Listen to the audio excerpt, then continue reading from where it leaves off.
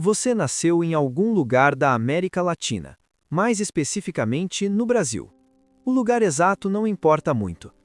Algumas pessoas poderiam dizer que você teve tudo de bandeja desde o começo, que a vida foi fácil, que os privilégios desciam pela sua garganta como comida pronta. Mas isso seria uma piada. Na verdade, você é extremamente pobre. Sua família mora em um barraco de 2 cômodos, com goteiras no telhado que aparecem toda vez que chove forte, como se o próprio céu estivesse lembrando vocês de onde estão. Mas o pior nem é a pobreza. O pior são seus pais. Seu pai é um ex-militar fracassado. Foi expulso do exército por problemas disciplinares, o jeito educado que os militares usam para dizer que ele socou um superior durante um ataque de fúria alimentado por álcool.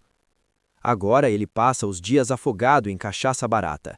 E às noites, lembrando você, com os punhos, de que você é o motivo de tudo na vida dele ter dado errado. Sua mãe é quase um fantasma.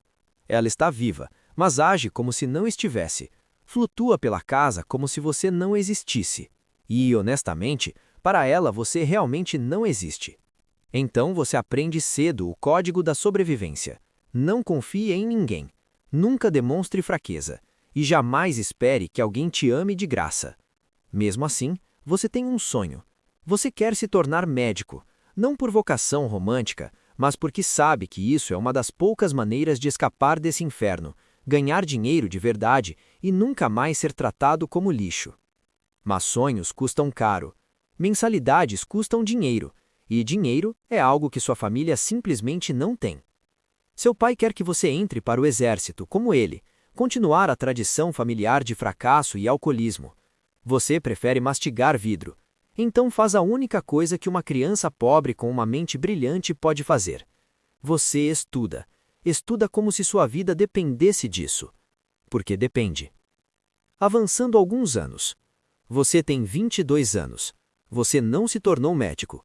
Não tinha dinheiro, nem contatos, nem portas abertas. Mas conseguiu algo quase tão útil. Você virou contador.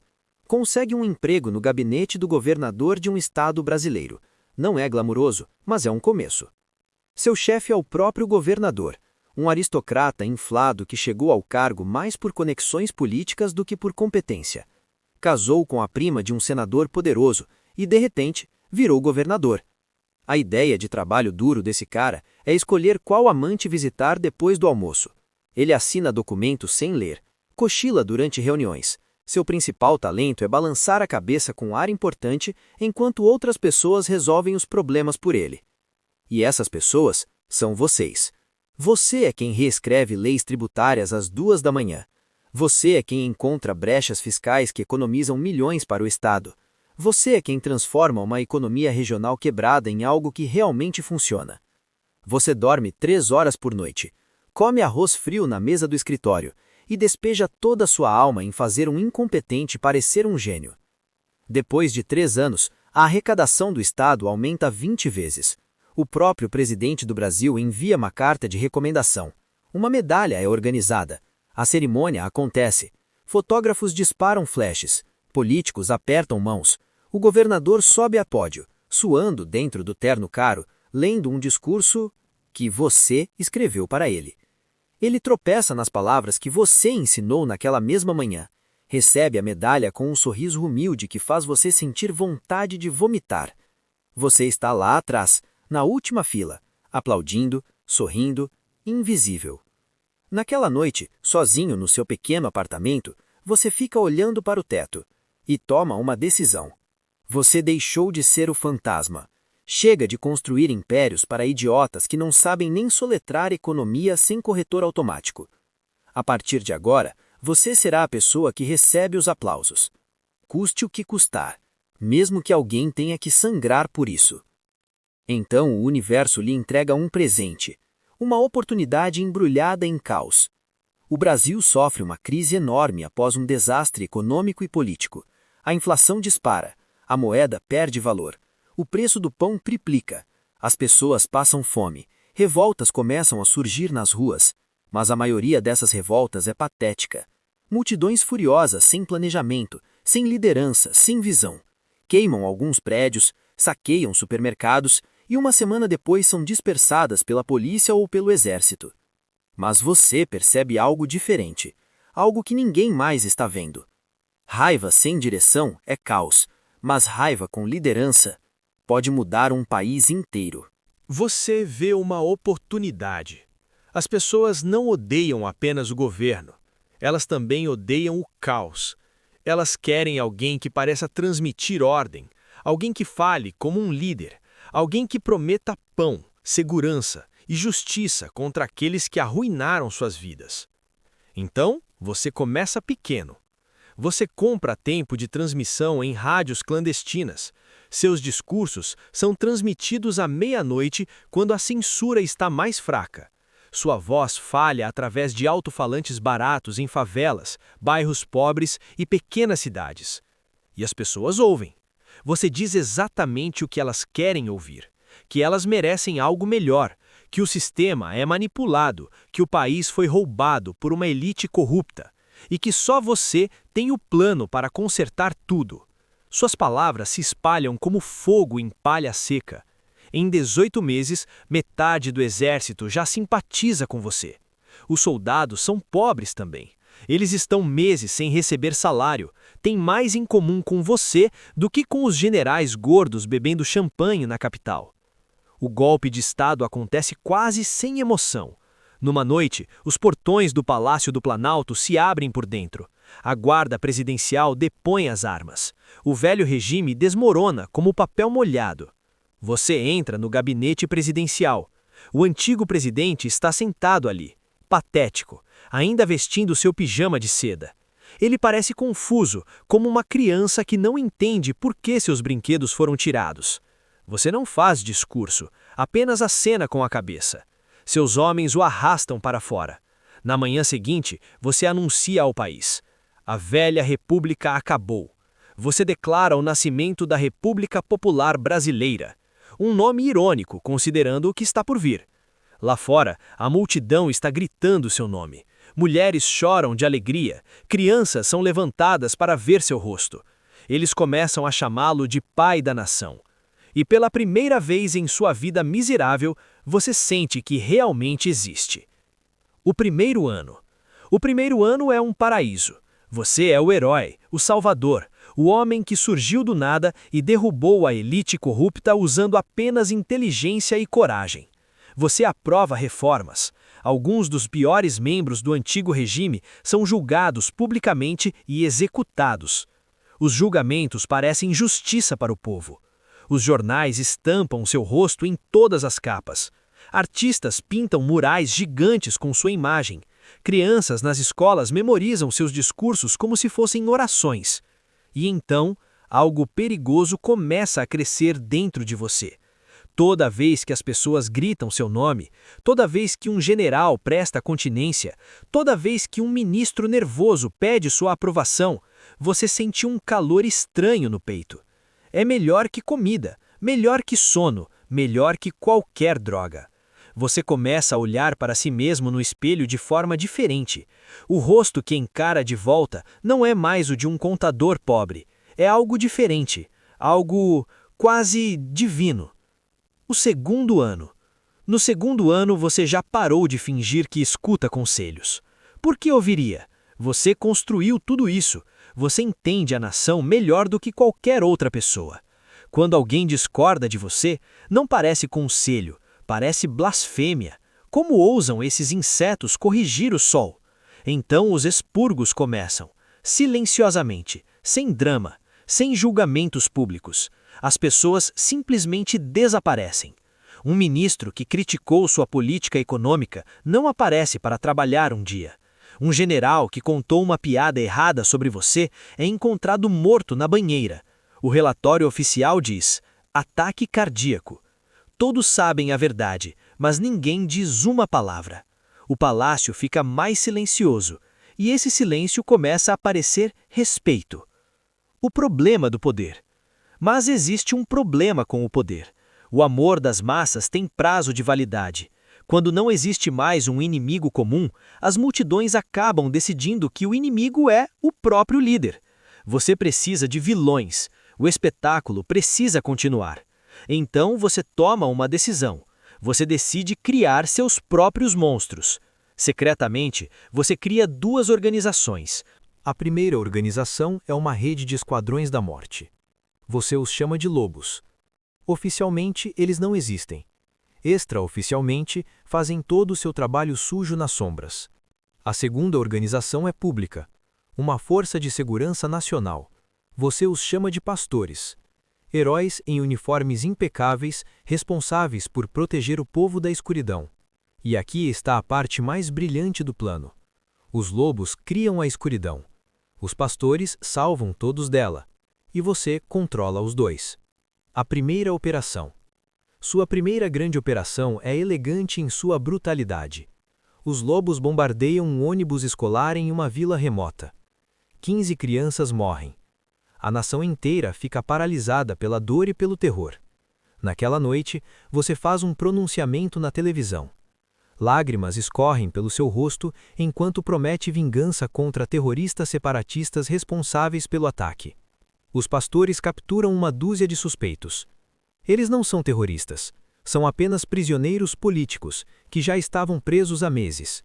Mesmo assim, você os executa ao vivo na televisão. A multidão comemora. E você repete a fórmula. De novo. E de novo. Uma explosão em uma fábrica é atribuída a sabotadores estrangeiros. Uma tentativa de assassinato. Um atentado frustrado. Cada crise se torna uma dádiva. Cada tragédia se torna uma oportunidade. Você é o incendiário e o bombeiro. Você cria a doença e vende a cura. E com o tempo, as pessoas não apenas obedecem você. Elas passam a idolatrá-lo. O problema chamado pai. Mas existe um espinho na sua carne que não para de sangrar. Seu pai. Desde que você assumiu o poder, o velho bastardo vive como um rei. Você lhe deu uma mansão, criados, luxo, tudo o que ele nunca mereceu. Você pensou que isso compraria o silêncio dele. Talvez até um pouco de respeito. Você estava errado. Em vez de gratidão, ele te humilha.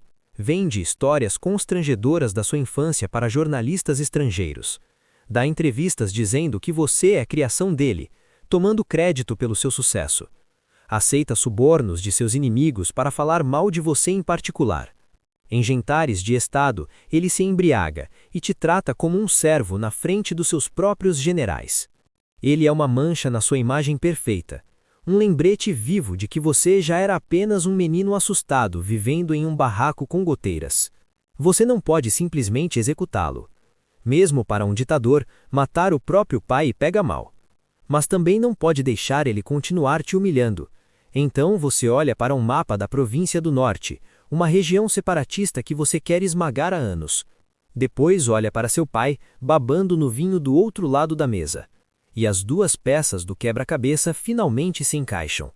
A armadilha. Você organiza uma turnê de reconciliação nacional. Convence seu pai a visitar sua cidade natal, uma pequena vila humilde. Uma chance de mostrar que o pai da nação veio de origem simples. Seu pai aceita, lisonjeado pela atenção. Bêbado demais para perceber a armadilha. No dia da visita, ele sai para cumprimentar a multidão. Exceto que no meio da multidão, há uma surpresa. Seus próprios lobos, disfarçados de separatistas do norte. Armados com armas que podem ser rastreadas diretamente aos rebeldes. O ataque acontece diante das câmeras. Brutal. Seu pai é morto a tiros. Você faz uma atuação inesquecível. Lágrimas, raiva, uma voz trêmula exigindo justiça. Em uma semana, seu exército invade a província do norte. A região é completamente esmagada. Os líderes rebeldes são executados. O território é anexado. E você declara um novo feriado nacional. Dia dos Mártires. Um dia para homenagear o sacrifício de seu pai. Você transformou sua maior vergonha em seu maior ativo político. Finalmente seu pai se tornou útil, como um cadáver. A dinastia. No 5º ano de poder, você decide garantir a dinastia. Casa-se com a filha de seu general mais poderoso. Um acordo político disfarçado de romance. Ele lhe dá 2 filhos. O mais velho é um milagre, carismático, bonito, gentil.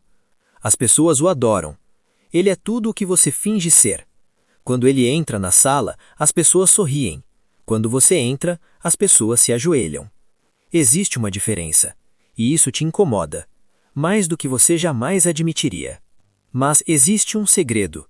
Seu filho mais novo não é seu filho. Você o adotou de um orfanato quando era bebê. Criou ele para ser perfeito. Treinou ele para ser amado. Porque você não estava criando um herdeiro. Você estava criando uma arma política. Seu filho mais velho, o único que realmente tem seu sangue, é diferente. Silencioso, paciente, sempre observando das sombras. Ele tem seus olhos, sua astúcia, sua fome. Ele sabe que o irmão mais velho não é seu irmão de verdade. E ele sabe que seu papel é esperar. Ano 25. Você está em guerra contra a Federação de Monte Ressossa. Há quase 10 anos. O conflito se tornou um impasse. Os dois países estão exaustos. O povo está cansado. Os generais estão cansados. Até você está cansado, mas jamais admitiria isso. A paz é possível, mas a paz exige sacrifícios. Então você faz uma proposta. Seu filho mais novo se casará com a princesa da Federação, uma união política para encerrar a guerra. O anúncio causa ondas de alegria nos dois países. Finalmente, paz. Finalmente, esperança. O dia do casamento chega. Milhares de pessoas assistem. Milhões acompanham pela televisão. Seu filho mais novo está no altar. Radiante, perfeito, amado. O brinde começa. A princesa ergue o copo. Seu filho faz o mesmo. Eles bebem.